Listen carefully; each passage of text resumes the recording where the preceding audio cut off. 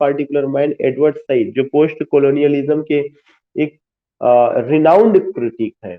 You find that कि Edward Said he was born in 1935, 1935 में उनका जन्म हुआ था, died in 2003, 2003 में इसी 21वीं शताब्दी में उनकी डेथ हुई है. तो यह एक इंफॉर्मेशन है, इंपॉर्टेंट की ऐसी कोई बात नहीं है, लेकिन जो एक इंपॉर्टेंट पॉइंट ध्यान में रखना है कि he was what, he was Palestinian American scholar and he wrote a book Orientalism that came in 1978. उन्होंने एक किताब लिखा था ओरिएंटलिज्म के नाम से, जो 1978 ईस्वी में आई हुई है.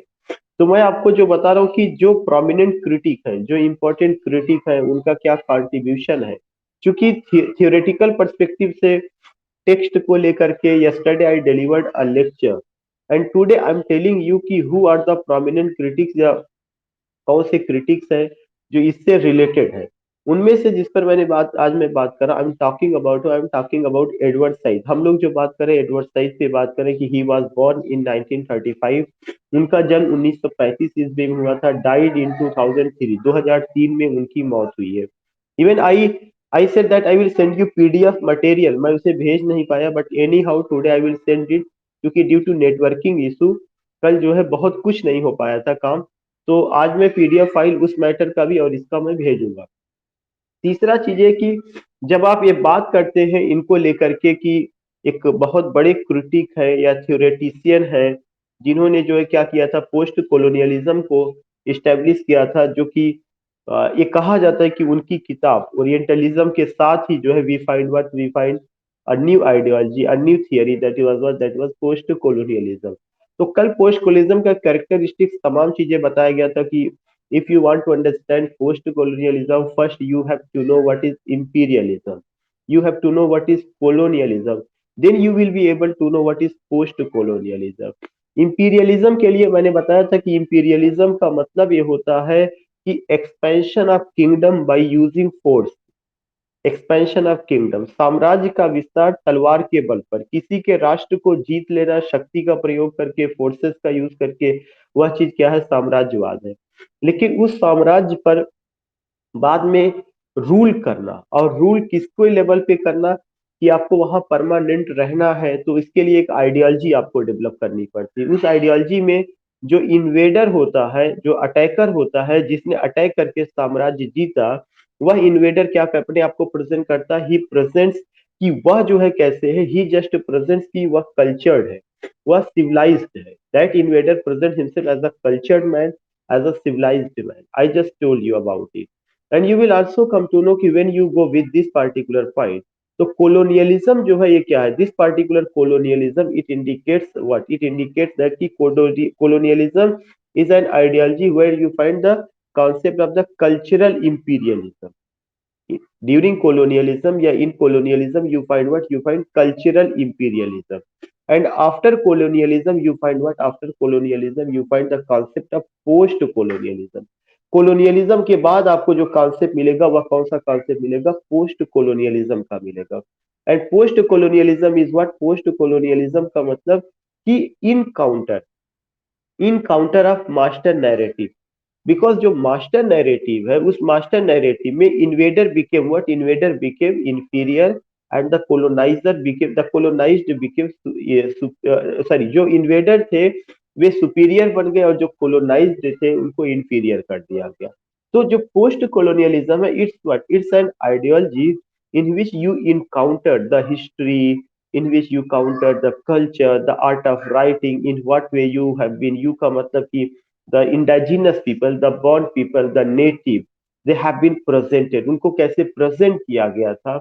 जब आप उसको पोस्ट कॉलोनियल एज में जब आप उसका इनकाउंटर करते हैं, तो वह आइडियोलॉजी क्या होता है कि मास्टर नैरेटिव का एक तरह से चैलेंज करना, that is the encounter narrative, उसका इनकाउंटर करना. These are the points which I discussed yesterday.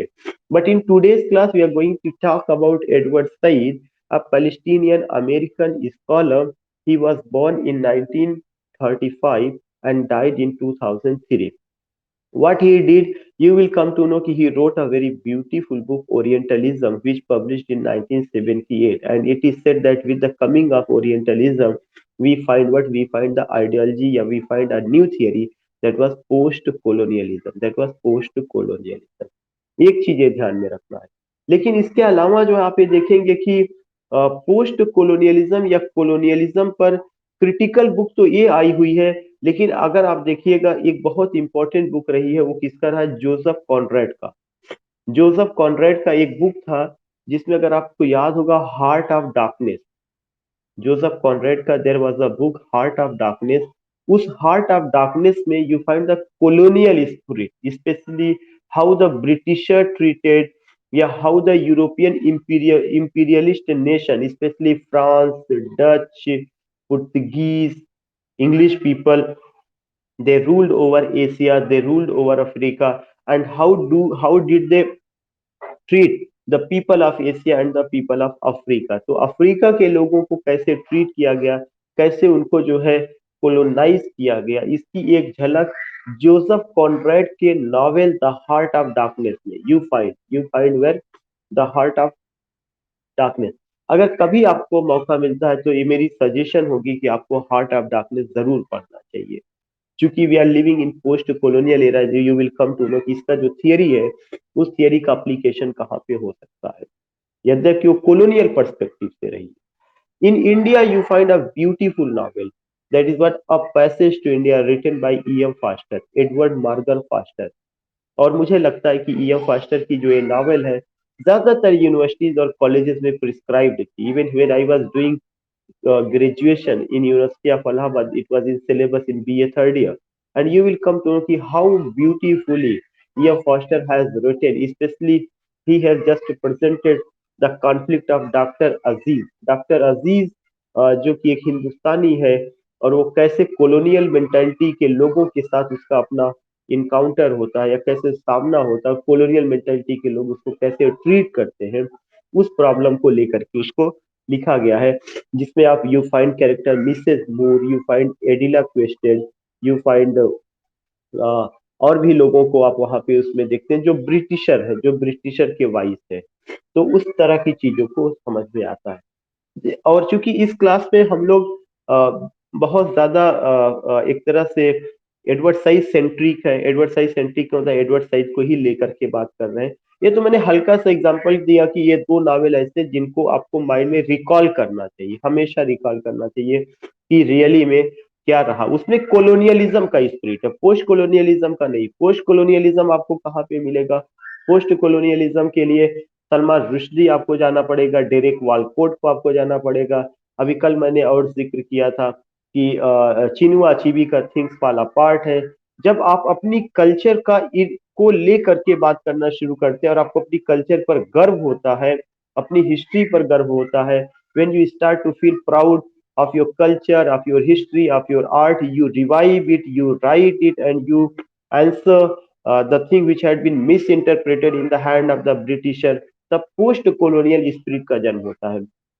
Colonial spirit उसको दिखाते हैं कि क्या संबंध था कोलोनाइजर और कोलोनाइज्ड के बीच में। जो अटैकर थे वे इंडाइजिनस को कैसे गुलाम बना लेते, वे उनके साथ कैसा व्यवहार करते, उसको लेकर के होता है। तो अब जब एडवर्ड साइद की जिंदगी का सिलसिला शुरू होता है, जब एडवर्ड साइद को लेकर के आप बात करते हैं, then you will come to know कि एडवर्ड साइद की एक किताब आई थी जिसका नाम है Joseph Conrad and the fiction of autobiography.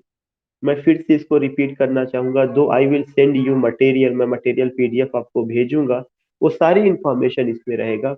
लेकिन आज की जो क्लास है वो थ्योरेटिकल ना होकर के इंफॉर्मेटिव है, because we are talking about a well known critic Joseph Conrad, जिसके बारे में कब वो पैदा हुए, कब वो मरे, उनकी कौन सी किताब आई, उन्होंने क्या थियरी दी, किस एज से बिलोंग करते हैं, हमें पता होना चाहिए।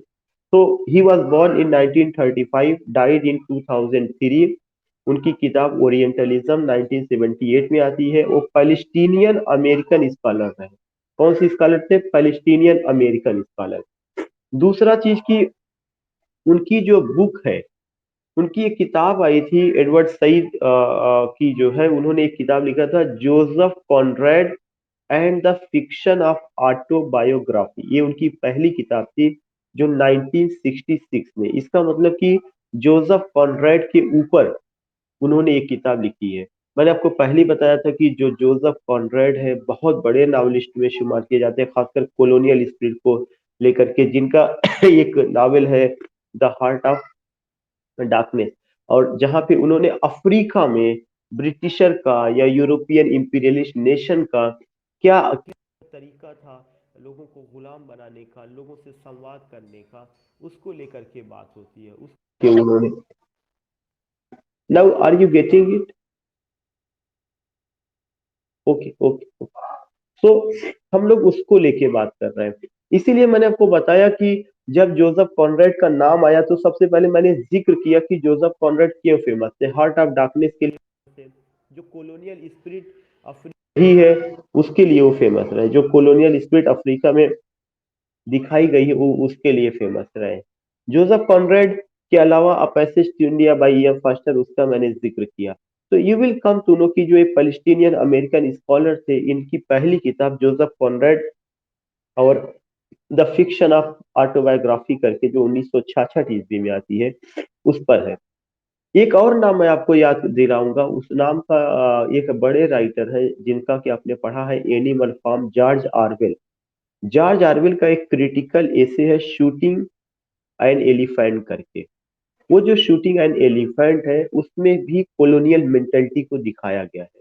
तो जो थियरी आप पढ़ रहे हैं वह थियरी हर टेक्स्ट में अप्लाई नहीं किया जा सकता, लेकिन वह थियरी ऐसी है कि कुछ टेक्स्ट में अप्लाई किया जा सकता है। जैसे शेक्सपियर के द टेम्पेस्ट में कॉलोनियल एस्पेक्ट आप पाएंगे, तो हमें कुछ टेक्स्ट पता होना चाहिए कि जो हम पढ़ रहे हैं ये कहाँ पे अप्लाई किया जाएगा। थियरी को जानना, उस थियरी के ऊपर जो थियरिस्ट है या थ्योरेटिशियन है उनको जानना, और साथ ही साथ उस थियरी की कैरेक्टरिस्टिक्स है उसको जानना, उस थियरी में जो क्रिटिकल टर्म आए हैं उसका खुलासा करना, उसके ऊपर जो क्रिटिकल बुक आई है उसको जानना, फिर यह थियरी किस नावल में या इस तरह की थियरी को ध्यान में रख के कौन से नावल लिखे गए हैं, कौन सा ड्रामा लिखा गया, कौन सी पोयम लिखी गई है, उसको बात करना। जैसे जेंडर स्टडीज हर जगह अप्लाई नहीं किया जा सकता, लेकिन gender studies 7 steps around the fire में फेमिनिस्ट अप्रोच को लेकर के जो भी लिखा गया, वहां जेंडर स्टडीज अप्लाई किया जा सकता है।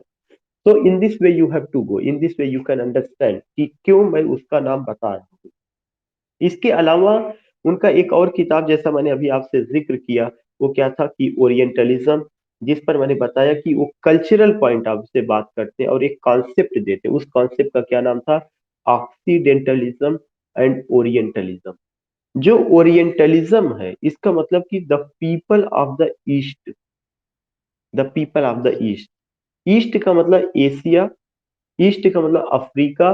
यहाँ के जो रहने वाले जो लोग हैं, यहाँ के जो रहने वाले लोग हैं, उन लोगों का अपना क्या कल्चर था, क्या उनका अपना एक तरह से मैनर था, कस्टम था, ट्रेडिशन था, वे ऑफ लिविंग था, और कैसे इन सब चीजों को प्रेजेंट किया गया, how these things have been presented, how these things have been presented by the Britisher, by the coloniser.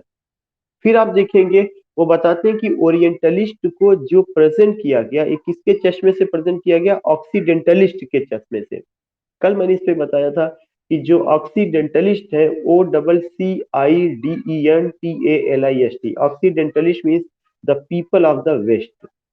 Waste का मतलब कि यूरोपियन। यूरोपियन चूंकि वे यहाँ आए, उन्होंने यहाँ पे अपना साम्राज्य स्थापित किया, एशिया अफ्रीका के लोगों को गुलाम बनाया, उन्होंने अपने चश्मे से हमको देखा और हमारे इतिहास को, हमारी कल्चर को प्रेजेंट किया।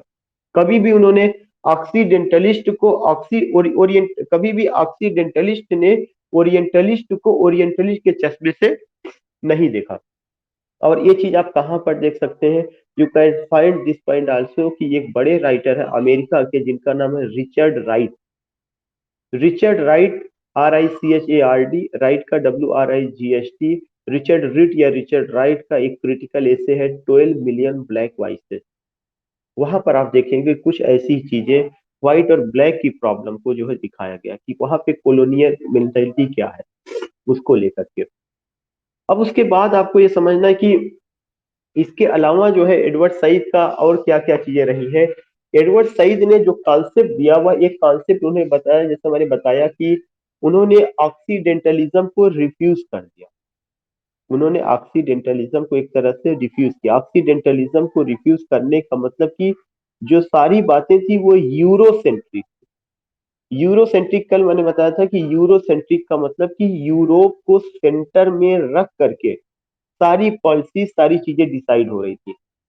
यूरोप जो कहता था दुनिया को, वही दुनिया के लोग मानते थे, वही दुनिया के लोग सोचते थे। खासकर 1857, उसके पहले इंडिया में तो 1857 से लेकर 1947 तक पूरा का पूरा 90 साल तक आप देखेंगे।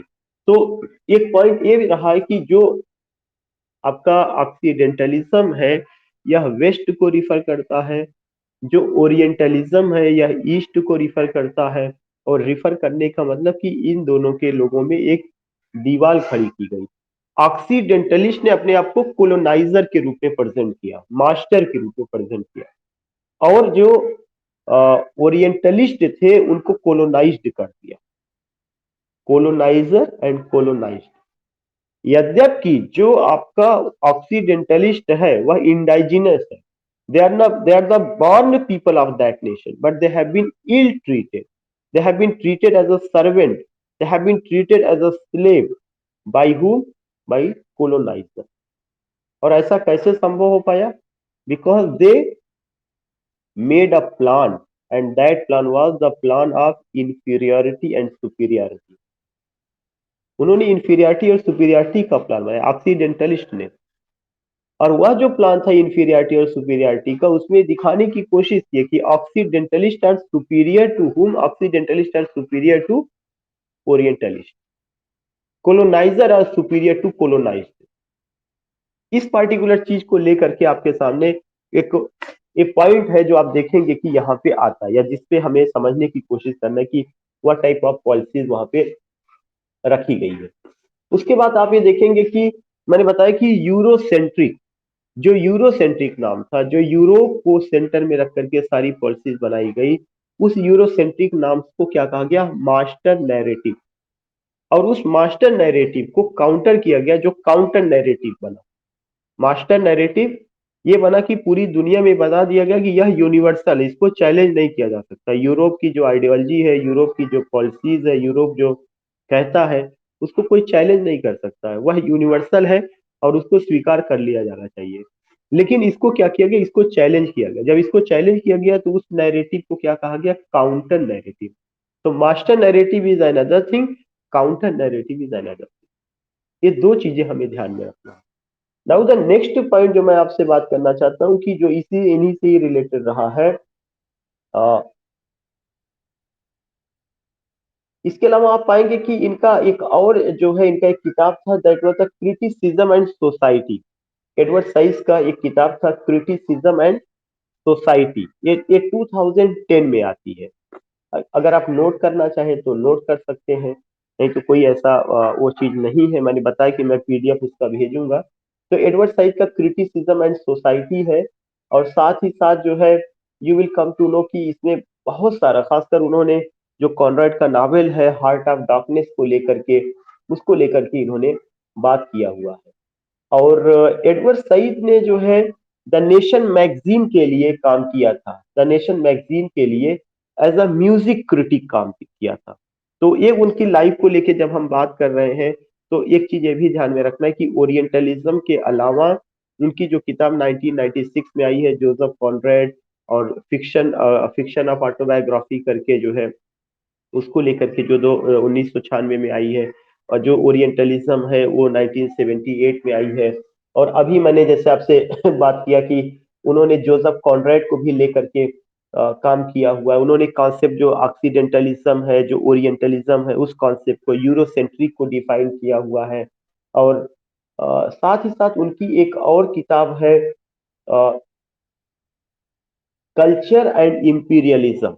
कल्चर एंड इंपीरियलिज्म जो 1993 में आती है, और यह सीक्वल, उसी का सीक्वल, एक इसका सीक्वल रहा था ओरिएंटलिज्म का। तो ये दो टेक्स्ट आपको नहीं भूलना है कि ओरिएंटलिज्म 1978 में आती है। ओरिएंटलिज्म के बाद एक और उनकी महत्वपूर्ण किताब आती है जिसका नाम था culture and imperialism. And culture and imperialism is the sequel of orientalism. Culture और इंपीरियलिज्म कब आती है? 1993 में आती है। एक और चीज ध्यान में आपको रखना है कि इन्होंने एक टर्म को क्वाइन किया और उस टर्म का नाम है लेट स्टाइल। ये समझना जरूरी है। एडवर्ड सईद ने एक टर्म को क्वाइन किया है, उस टर्म का क्या नाम है? Late style. लेट स्टाइल क्या रिफर करता है? ये जो है एक ऐसा है, एक ऐसे एस्थेटिक को रिफर करता है जिसमें कि जो आर्टिस्ट है वे जानबूझ करके क्या करते हैं कि अपने आप को कारियर वाइज बनाने की कोशिश करते हैं, दिखाते हैं कि बहुत ज्यादा बुद्धिमान है, उनको बहुत ज्यादा जानकारी है, और अपनी रिपुटेशन प्राप्त करने के लिए वे इस तरह की स्टाइल को जन्म देते हैं। तो एक चीज आपको ध्यान में रखना, मैं फिर से बता दूं कि एडवर्ड सईद ने एक स्टाइल को जन्म दिया, उस स्टाइल का क्या नाम था? Late style.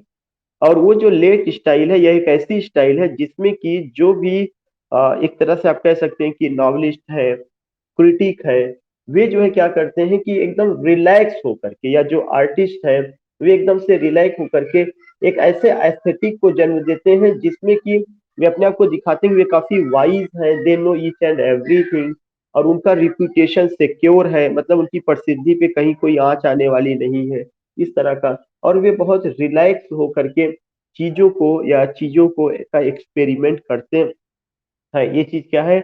लेट स्टाइल है। तो लेट स्टाइल आप कह सकते हैं कि ऐसे राइटर के लिए आता है जो रिलैक्स बिल्कुल है, जिसको अपनी रिपुटेशन को लेकर के कोई प्रॉब्लम नहीं है, जिसको अपनी जॉब को लेकर के कोई प्रॉब्लम नहीं, और वो हमेशा एक नया एक्सपेरिमेंट करता रहता है। इस कॉन्सेप्ट को उन्होंने जन्म दिया। एक क्रिटिक है जिनका नाम है बर्नार्ड लेविस। बर्नार्ड लीविस ने एक अपनी थीसिस लिखा था, और उनकी जो थीसिस थी वो ओरिएंटलिज्म पे थी।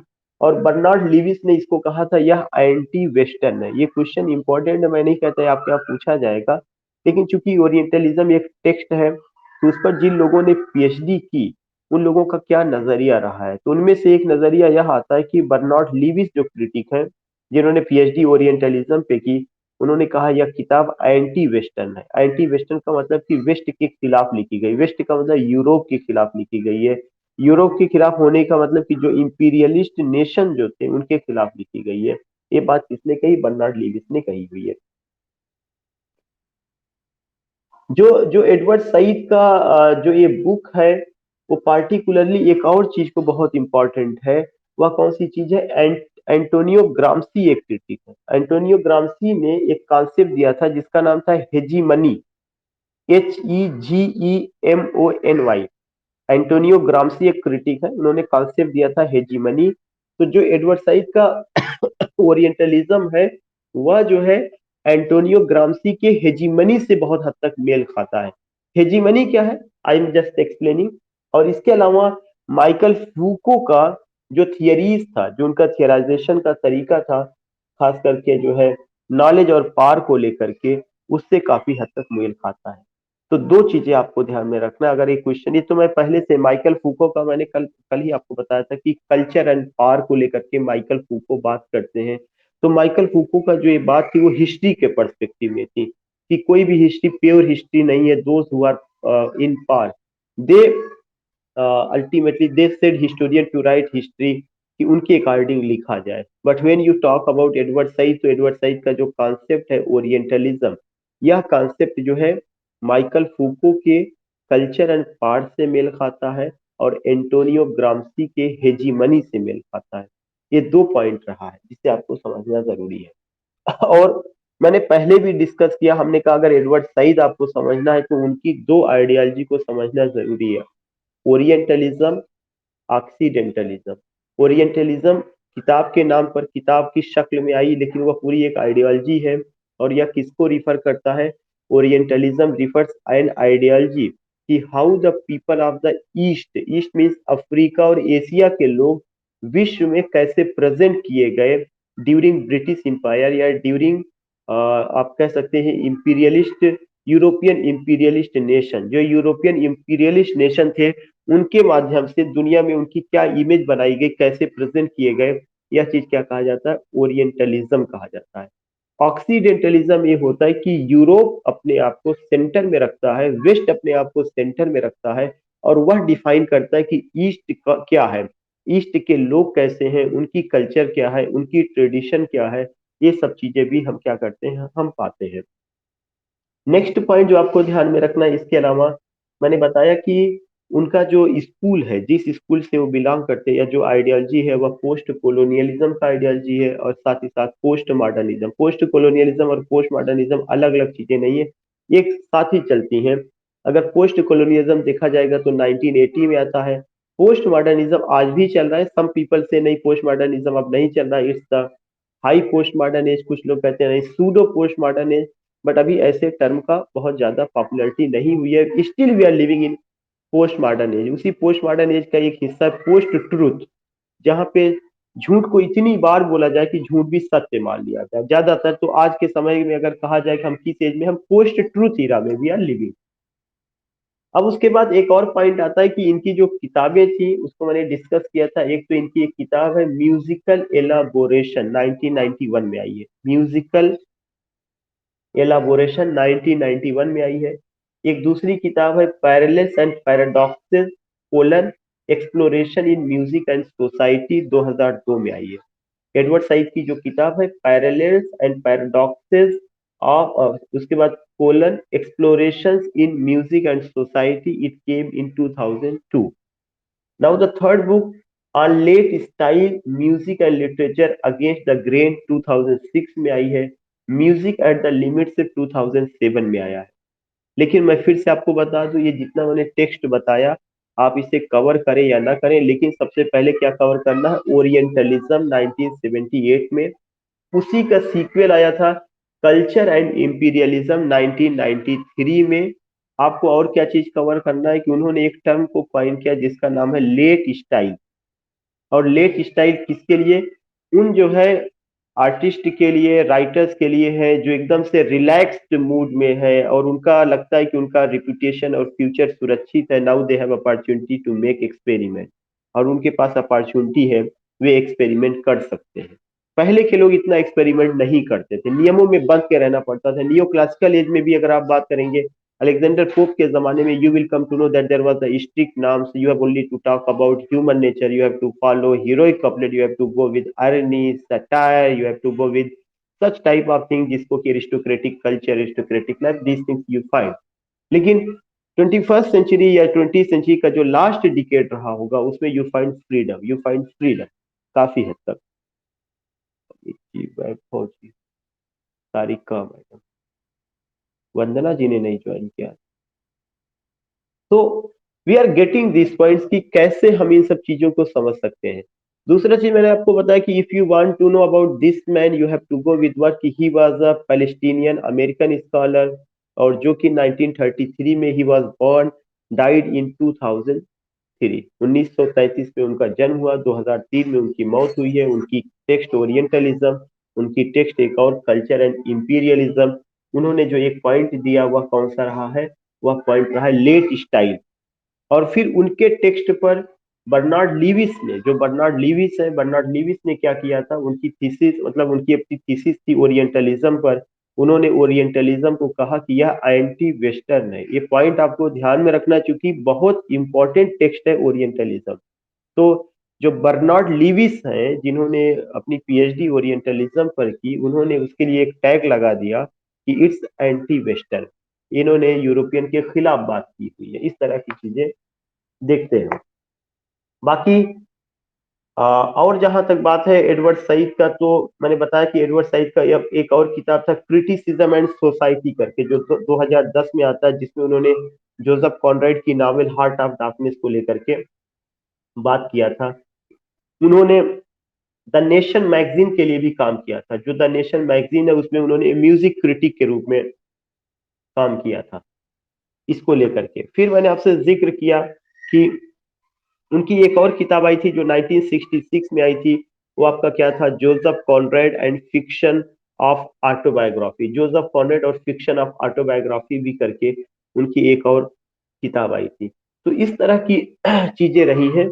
दूसरा एक मैं क्रिटिक ले रहा हूं, मैं उसको आज कंप्लीट नहीं करूंगा, लेकिन मैं बता दे रहा हूं कि एक और क्रिटिक है जो बहुत इंपॉर्टेंट है। वो कौन है, Homi K Bhabha. He was born in 1949 और अभी भी परहैप्स ही इज अलाइव। अगर रिसेंटली डेथ हुई हो तो आई डोंट नो, लेकिन जो है उनकी डेथ के बारे में अभी जानकारी नहीं है। तो ही वॉज बॉर्न इन 1949, स्वतंत्र भारत के 2 साल बाद। And you will come to know कि वो भी प्रोफेसर है अमेरिकन लिटरेचर और लैंग्वेज को लेकर के, डायरेक्टर ऑफ द ह्यूमैनिटीज, और हार्वर्ड यूनिवर्सिटी में अपनी सेवाएं दे रहे हैं। तो एक तो ही वाज बॉर्न इन 1949। दूसरा चीज ये है कि वो हार्वर्ड यूनिवर्सिटी में अपने जो सेवाएं दे रहे हैं। And he was born in Mumbai. उनका जन्म, भारत की क्रिटिक है, भारत के 2 क्रिटिक बहुत इंपॉर्टेंट है, Gayatri Chakravorty Spivak and Homi K Bhabha and Gayatri Chakravorty Spivak. तो आज मैं जो बात कर रहा हूँ होमी के भाभा को लेके बात कर रहा हूँ। He was born in 1949 and now giving his services where at Harvard University. He was born in Mumbai. दूसरा चीज आपको ध्यान में रखना है कि उनका अपना जो स्टडी है वह क्या है कि पोस्ट कॉलोनियल स्टडी के वो क्रिटिक है, पोस्ट कॉलोनियल कॉन्सेप्ट को लेकर के या पोस्ट कॉलोनियलिज्म पे वो बात करते हैं। उनके कुछ टर्म है जो बहुत इंपॉर्टेंट है, मैं उसी को डिस्कस करूंगा but not in today's class. आज मैं बता दे रहा हूँ, कल मैं उसको डिफाइन करूंगा।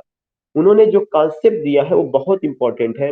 एक तो उनका कॉन्सेप्ट था हाइब्रिडिटी का, जो मैंने कल ही आपको बताया था।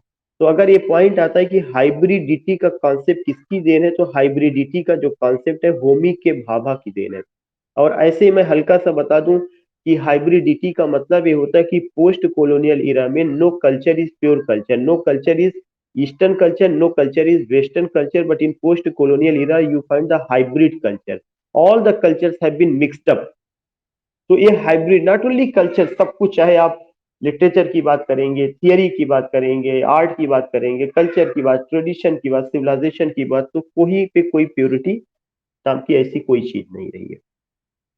दूसरा चीज उन्होंने एक और कॉन्सेप्ट दिया, मिमिक्री, MIMICRY। यह भी एक इंपॉर्टेंट पॉइंट है जो कि आप ये देखते हैं कि मिमिक्री को, कि उन्होंने कहा कि जो मिमिक्री है या एक तरह का आपका क्या है कि वो एक तरह से मिटोनिम ऑफ प्रेजेंस है, कि ऑलवेज यू फाइंड वर्ड कि आज के समय में if you want to criticize, if you want to say anything, mimicry जो है हर जगह हमें देखने को मिलता है। तो उन्होंने कैसे कहा, क्या चीज का, मैंने कहा कि उनके वर्ड्स को तो ऐसा नहीं कि अभी हम तुरंत डिफाइन करेंगे, लेकिन ये चीज रहा है जहाँ पे हम इस चीज को देखते हैं। उसके अलावा जो है उनका एक और कॉन्सेप्ट है कल्चरल डिफरेंस है। उनका एक और टर्म है एम्बी वैलेंस है। All these things you can just see, ambivalence, cultural difference, mimicry, और इनंसिएशन है, स्टीरियोटाइप है, थर्ड स्पेस है। ये सब उनके शब्द हैं, अगर आप नोट करना चाहें तो नोट कर सकते हैं। बाकी मैंने कहा कि आप सुन लीजिए, लेक्चर में भी रिकॉर्ड हो रहा है, and I will send you PDF file. उनके अपने जो टर्म है, मिमिक्री है, हाइब्रिडिटी है, और उसके बाद थर्ड स्पेस है, थर्ड स्पेस के अलावा कल्चरल डिफरेंस है, एम्बी वैलेंस है। एम्बी वैलेंस पूछा जा चुका है, ये काफी इंपॉर्टेंट कॉन्सेप्ट है एम्बी वैलेंस का। इसके अलावा आप ये देखेंगे कि 2012 में उनको पद्म भूषण मिला था। He got Padma Bhushan in 2012। He got Padma Bhushan in 2012। और साथ ही साथ जो है आप ये देखेंगे कि जो पोस्ट स्ट्रक्चरलिस्ट जो थियरिस्ट थे उनसे उनकी काफी अंडरस्टैंडिंग थी, काफी प्रभावित थे, जैसे Jacques Derrida, Jacques Lacan, Michael फूको से जो है, उन सबसे वो काफी ज्यादा जो है, मिशेल फूको से वो काफी ज्यादा प्रभावित थे। तो in this way you will come to know कि वो उस जमाने के रहे। मैं उनके टेक्स्ट को लेके बात कर दे रहा हूँ, लेकिन उनकी थियरीज को कल मैं डिफाइन करूंगा। जिस टेक्स्ट को मैं लेके बात कर रहा हूँ उसमें एक उनकी किताब है नेशन एंड नरेशन। ये पूछा जा चुका है UGC नेट में, डेट भी पूछी जा चुकी है। नेशन एंड नरेशन 1990 ईस्वी में आई है। एक और किताब है द लोकेशन ऑफ कल्चर, 1994 ईस्वी में आई है। अभी लास्ट ईयर पैंडेमिक में उनका एक बहुत खूबसूरत लेक्चर हुआ था, ऑनलाइन हुआ था, वहीं से हार्वर्ड यूनिवर्सिटी से ही, और इंडिया के किसी ने उसको जो प्रेजेंट किया था, यहाँ पे साउथ इंडिया में किसी ने कराया था। I attended that lecture. अच्छा, बहुत ही बड़े क्रिटिक है और बहुत सम्मान की बात है कि वो इंडिया के हैं। तो नेशन एंड नरेशन एक उनकी किताब है जो 1990 में आई है। द लोकेशन ऑफ कल्चर 1994 में आई है। Edward Said continue the conversation 2005 में आई है। Edward Said continuing the conversation 2005 में आई है। एक और किताब है डेमोक्रेसी दी रियलाइज्ड, 2002 में आई है। ऑन राइटिंग राइट्स 2003 में आई है। उसके बाद वीएस नायपाल के ऊपर उन्होंने एक किताब लिखा जो 2001 में आई। You find this thing.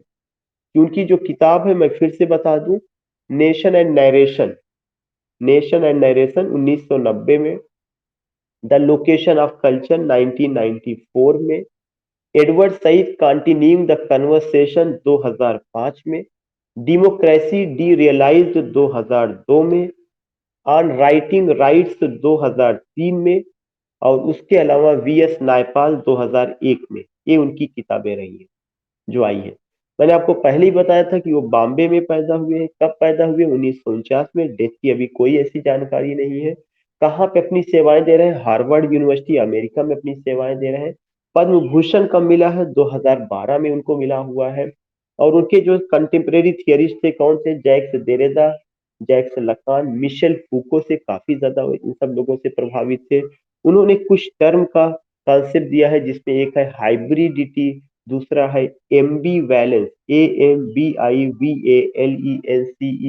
एक है cultural difference enunciation and stereotype, cultural difference enunciation and stereotype, एक और है मिमिक्री, एक आपका है थर्ड स्पेस। तो मैं टर्म को कल ही डिफाइन करूंगा क्योंकि उसका जो है बताने में it will take time. And hope you have enjoyed the session. You can send your feedback. I can understand कि there is a poor connectivity internet issue with you, because चूंकि कुछ लोग ज्वाइन हो रहे थे फिर छूट रहा था या फिर चीजें आ रही थी। But you all can send your feedback. अगर कोई सजेशन हो, कोई प्रॉब्लम हो, या if you want to say anything, तो we all have created a WhatsApp group. You all are the esteemed members of that group. You can send जो भी चीजें हैं, अगर आपको कोई भी चीजें होती। तो now concluding, we will meet tomorrow. कल हम लोग जब मिलेंगे तो हमारी जो बात होगी गायत्री चक्रवर्ती स्पीवाक पर बात होगी और फ्रांज फेनन पर। ये चार क्रिटिक को लेना जरूरी था। गायत्री चक्रवर्ती स्पीवाक, फ्रांज फेनन, रामचंद्र गुहा, पांच क्रिटिक हैं जो हमें जरूरी है। बाकी पोस्ट कोलोनिज्म मैंने डिफाइन कर ही दिया। ठीक, ओके। किसी का कुछ कहना है, कोई सजेशन किसी को?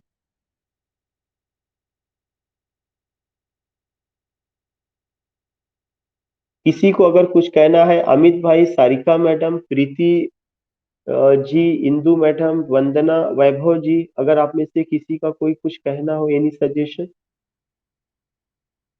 वैभव जी आवाज जा रही है?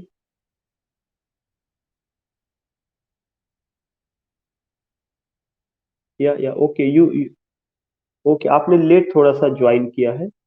कल हम,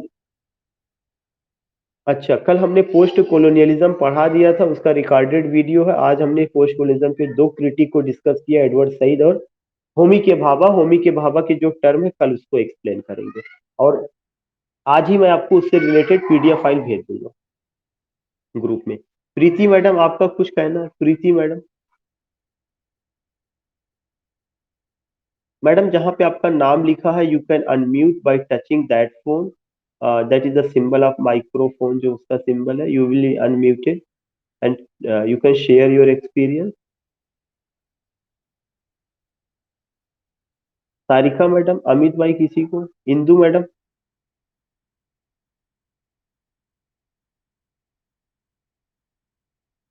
अच्छा, ओके, ओके, ओके, ठीक है। कोई प्रॉब्लम होगी तो व्हाट्सएप ग्रुप में आप लोग अपना मैसेज डाल सकते हैं। ठीक है, नाउ नाउ कंक्लूडिंग।